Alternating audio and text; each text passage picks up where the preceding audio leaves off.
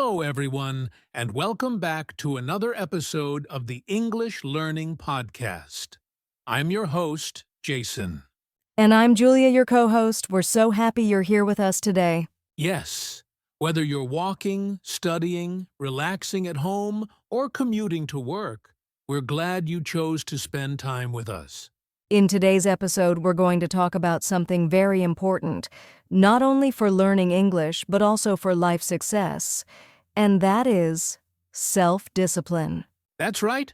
Self-discipline helps you stay focused, work hard, and reach your goals, even when you don't feel motivated. And the good news is, you don't need to be perfect to be disciplined. You just need some small habits, daily routines, and the right mindset. Exactly. So, if you've ever said, I want to study English every day, but I always stop after 2 days, or I want to wake up early, but I always sleep late, this podcast is for you. We'll keep the conversation simple and easy to understand, so don't worry if your English is not perfect. Just listen, enjoy, and learn with us. Let's get started. First, let's talk about what self-discipline really means and why it matters so much. So, Julia, let's begin with the big question. What is self-discipline? Great question, Jason. Self-discipline means doing what you need to do, even when you don't feel like doing it. It's like telling yourself, I will do this because it's important, not just because you want to. Exactly. For example, let's say you want to improve your English. Self-discipline is when you study for 30 minutes every day, even when you're tired, busy, or not in the mood. Yes, it's the ability to control your actions, your thoughts, and your emotions. It's like having a strong inner voice that says, keep going. Right. Some people think you need to be very motivated all the time. But the truth is, motivation comes and goes. Self-discipline is what keeps you moving forward when motivation disappears. That's true. Motivation is like a spark. It feels good, but it doesn't last. Discipline is like a fire that burns slowly every day. I love that. A good example is waking up early. Most people don't feel excited to get out of bed, especially on cold mornings. But with self-discipline, you get up anyway, because you have goals to reach. Or maybe you're trying to eat healthy. It's easy to eat chips and sweets, but self-discipline helps you say no and choose what's better for your body. So in short, self-discipline is about making the right choice, even when the easy choice feels more fun. That's right. And it's not something you're born with. You can build self-discipline, just like a muscle. Yes, you don't need to be perfect. You just need to practice small things every day, and slowly, your self-discipline will grow stronger. And trust me, the more discipline you have, the more success you will see in your life, at work, in school, and even in learning English. Well said, Julia. Now that we understand what self-discipline is, let's talk about something interesting, why discipline is actually more important than motivation. All right, Julia. Now let's talk about something many people don't understand. Why is self-discipline more important than motivation? That's a great question, Jason. You know, motivation is like a feeling. Sometimes you feel motivated and sometimes you don't. It comes and goes. Exactly. One day, you feel super excited to study English. The next day, you feel lazy or tired. That's normal. But if you only study when you feel motivated, you won't study very often. Right. That's where self-discipline helps. It says, I'll do it anyway, even if I don't feel like it. Let me give a quick example. Imagine a student named Ali. On Monday, he feels excited and studies English for 2 hours. But on Tuesday, he's not in the mood, so he skips it. Then on Wednesday, he forgets. Soon, he's not learning at all. Yes, but if Ali has self-discipline, he'll study a little every day, even just 20 minutes. That's better than only studying when he feels good. Because real progress comes from being consistent, not just from being excited for one day. Exactly. And here's something important. Successful people are not always more motivated. They are more disciplined. That's the real secret. Yes, athletes, writers, business people, they don't wait for the perfect mood. They show up, they do the work, and that's why they succeed. And for our English learners listening today, you don't need to feel excited all the time. Just stay steady. Study a little each day. Practice even when it feels hard. And you'll be amazed at how far you go. It's not about speed, it's about never giving up. That's right, Jason. Self-discipline builds strong habits, and strong habits build success. Well said, Julia. Speaking of habits, in the next part, we're going to share some daily habits that can help you build self-discipline in your life. So now that we know why self-discipline is more important than motivation, let's talk about something very practical: daily habits. Yes, habits are small things we do every day. And the good news is, good habits can help you become more disciplined without using too much energy or willpower. Exactly. When something becomes a habit, you don't have to think too hard about it. You just do it automatically. Let's share some simple habits that anyone can start. I'll go first. One of my favorite habits is making my bed every morning. It sounds small, but it gives me a good start to the day. It makes me feel organized and ready to focus. That's a great one, Julia. For me, I like writing a short to-do list every morning. Just 3 or 4 things I want to complete. It helps me stay focused and feel in control of my day. Yes, and here are a few more helpful habits. Waking up at the same time every day, putting your phone away when you're working or studying, taking short breaks to rest your mind, drinking water in the morning to stay healthy. Those are great tips.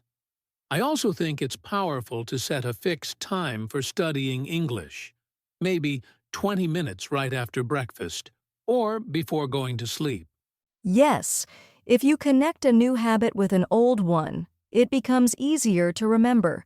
For example, after I drink tea, I will listen to an English podcast. That's called habit stacking. It's simple, but effective. And over time, your brain learns this new pattern. Another important thing: don't try to change everything in one day. Just pick one small habit and do it every day. Start small and build slowly. Exactly. Even if it's just 10 minutes of English practice or reading one page of a book, that's how discipline grows, little by little. So, to all our listeners, we want to say this: choose one good habit this week. Practice it every day. That's how you start building your self-discipline. And now, let's talk about how planning and setting goals can also help you stay disciplined. Ready, Julia? Absolutely. Let's dive into that next. All right, Julia. Now let's talk about something really important: goals and planning. How do they help with self-discipline? Great question, Jason. Goals give us direction. They show us where we want to go. And planning shows us how to get there. Exactly. If you don't have a goal, it's like walking without a map. You don't know where you're going, so it's easy to give up. Yes, but when you have a clear goal, like, I want to speak English fluently, or I want to read one English book in 30 days, it gives you something to work toward. And when you plan your steps, you make the journey easier. For example, if your goal is to speak English better, your plan could be: practice speaking 15 minutes a day. Watch one English video every night. Learn 5 new words each morning. That's a great plan. And planning helps you stay focused. It keeps you from getting lost or distracted. Also, when you write your goals down, you're more likely to take action. It makes your dream feel real. I agree. I always tell people, don't just say your goal, write it, break it into small steps, and track your progress. Yes, tracking progress is powerful. It feels good to check off a task and say, I did it today. And that small success gives you motivation to do it again tomorrow. Day by day, it becomes a habit. One more thing, Julia. Some people think their goals must be big, but small goals are just as important. Absolutely. Start with small, simple goals. For example, I will learn 10 English words this week. I will speak English for 5 minutes today. These small wins build your confidence and discipline. Exactly. So remember, listeners, set clear goals. Make a simple plan. Take small steps every day. And over time, your discipline gets stronger and your success gets closer. Well said, Julia. Now, let's move to the next part. Some real-life examples of self-discipline and success stories. Welcome back, everyone. In this part of our podcast, we want to talk about something very real challenges. Julia, we all face problems when we try to be more disciplined, right? Oh, yes, Jason. Many people want to build self-discipline, but it's not always easy. There are some common problems that stop them. Let's talk about the first challenge. Laziness. Sometimes people just don't feel like doing anything. Yes, that's very common. But here's a tip. When you feel lazy, just tell yourself, I will do it for only 5 minutes. Just start. Many times, after 5 minutes, you want to keep going. That's a smart trick. The second challenge is distractions like your phone, social media, or noise. Right. One way to fix this is to create a quiet space for study or work. Turn off notifications. Put your phone far away, even in another room if you can. The third challenge is lack of time. Many people say, I'm too busy. I have no time. Yes, but we all have 24 hours. The key is to manage your time better. Even 10 to 15 minutes a day can make a big difference over time. Absolutely. It's not about having time, it's about making time for what's important. Another challenge is giving up too early. Some people try for a few days, then stop because they don't see fast results. Yes, but success takes time. You have to be patient. Discipline is like a muscle. You must train it every day. Exactly. And if you make a mistake, it's okay. Don't be too hard on yourself. Just start again the next day. That's a great point, Julia. Being kind to yourself is also part of building discipline. So, to our listeners, start small. Avoid distractions. Don't give up too soon, and remember, progress takes time. Yes, and now that we've talked about the challenges, let's move to the final part. Some simple action steps you can take today to build self-discipline. All right, everyone, since this is the English Learning Podcast, let's now talk about how self-discipline can help you learn English faster and better. Yes, Jason. Learning English is not just about watching one video or reading one book. It's about showing up every day, even when you're tired or busy. Exactly. Discipline means studying when you don't feel like it, listening to podcasts during your walk, practicing speaking for 10 minutes, even if you're alone. That's right. I know some learners who watch English videos daily, repeat what they hear, and write new words every day. They're not the smartest or fastest. They're just consistent. And that's the secret. You don't need to study for hours. Just 15 to 20 minutes every day adds up over time. It becomes a habit, and then a lifestyle. Also, don't wait for the perfect time. The perfect time is now. If you wait for motivation, you might wait forever. Yes, so be disciplined. Make a small daily routine for learning English.